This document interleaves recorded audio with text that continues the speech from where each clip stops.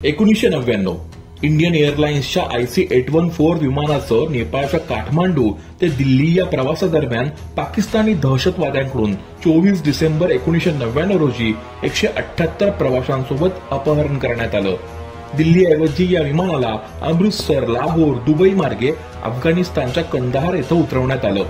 परंतु विमानात अडकलेल्या 178 प्रवाशांना वाटाघाटी करून सोडवण्यात तत्कालीन सरकार अपयशी ठरलं. अर्थात ते तत्कालीन सरकार म्हणजे भाजपचं सरकार. यावेळी दहशतवाद्यांच्या मागणीनुसार भाजप सरकारकडून 3 दहशतवाद्यांना सोडून देण्यात आलं. परंतु भाजपचा हा एक निर्णय पुढील अनेक वर्षांसाठी काळा काळ ठरला. भाजपकडून ज्या 3 दहशतवाद्यांना सोडून देण्यात आलं त्यापैकी एक म्हणजे मौलाना मसूद अझहर हा क्रूर दहशतवादी, ज्याने पुढे जाऊन अतिशय विध्वंसक अशी जैश-ए-मोहम्मद या दहशतवादी संघटनेची स्थापना केली. ज्या संघटनेनं पुढे देशाच्या सुरक्षिततेला तडा पोहोचवण्याचं काम केलं. ज्या संघटनेनं अनेक भारत मातेचे पुत्र हिरावून घेतले. 13 डिसेंबर 2001 रोजी जैश-ए-मोहम्मदच्या 5 दहशतवाद्यांनी देशाचं सर्वोच्च सभागृह मानल्या जाणाऱ्या अशा थेट संसदेच्या आवारातच घुसखोरी करून संसदेवर हल्ला केला. तेव्हाचं सरकारही होतं ते भाजपचंच. या हल्ल्यात 6 दिल्ली पोलिसांचा, 2 संसदेच्या सुरक्षा रक्षकांचा आणि 1 माळी कामगाराचा नाहक जीव गेला. नोव्हेंबर 2001 मध्ये जैश-ए-मोहम्मदकडून श्रीनगर, जम्मू काश्मीरच्या विधानसभेवर असाच हल्ला करण्यात आला, ज्यात 38 लोक मारले गेले. 26 नोव्हेंबर 2008 साली देशाच्या आर्थिक राजधानी मुंबईवर दहशतवादी हल्ला करण्यात आला, ज्यामध्ये जैश-ए-मोहम्मदचाही समावेश होता. डेव्हिड हेडली याने पाकिस्तानात असताना जैश-ए-मोहम्मदचा म्होरक्या मसूद अझहर याच्या धार्मिक भारत विरोधी भाषणाने प्रभावित होऊनच लष्कर-ए-तैयबाच्या दहशतवाद्यांना मुंबई हल्ल्यासाठी मदत केली.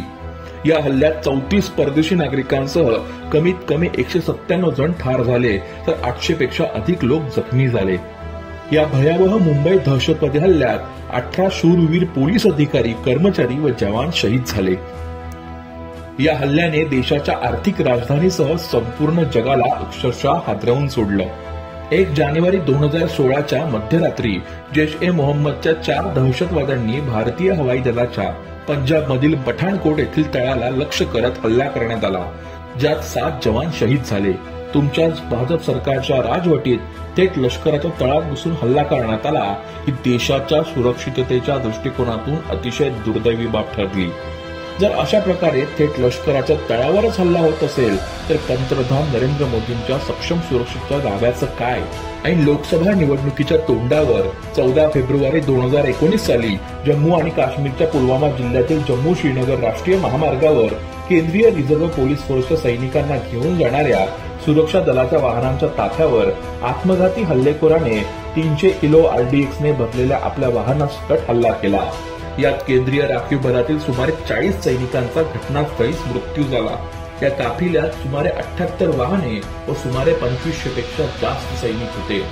दुर्दैवाची बाब म्हणजे अशा प्रकारच्या हल्ल्याची पूर्वकल्पना तत्कालीन राज्यपाल सत्यपाल मलिक यांनी मोदी सरकारला देऊनही कुठलीही ठोस पावलं मोदी सरकारकडून उचलण्यात आली नाहीत. तसेच इतक्या मोठ्या पोलीस फोर्सला घेऊन जाण्यासाठी चॉपर्सची विमानाची आवश्यकता होती, मात्र ही सुविधा पुरवण्यात आली नाही. तसेच पंतप्रधान नरेंद्र मोदींना याविषयी फोन करून माहिती दिली असता आपण जरा शांत बसा असं सांगण्यात आल्याचा आरोप खुद्द माजी राज्यपाल सत्यपाल मलिक यांनीच केला आहे. तसेच देशात 300 किलो RDX आले तरी कुठून, याबाबत भाजप सरकार अनुत्तरितच आहे.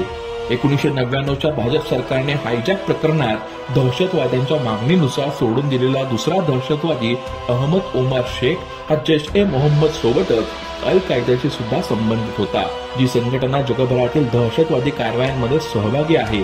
तर सोडून देण्यात आलेला तिसरा दहशतवादी मुश्ताक अहमद झरगर हा अद्यापही पाकिस्तानमध्ये राहतोय.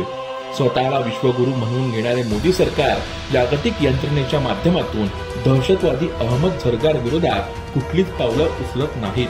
त्यामुळे 1999च्या भाजप सरकारने जर या 3 दहशतवाद्यांना सोडून दिलं नसतं तर पुढे भारतात हा दहशतवादी विध्वंस कधी घडलाच नसता व हजारो निष्पाप नागरिकांचा व शूरवीर जवानांचा जीव गेलाच नसता.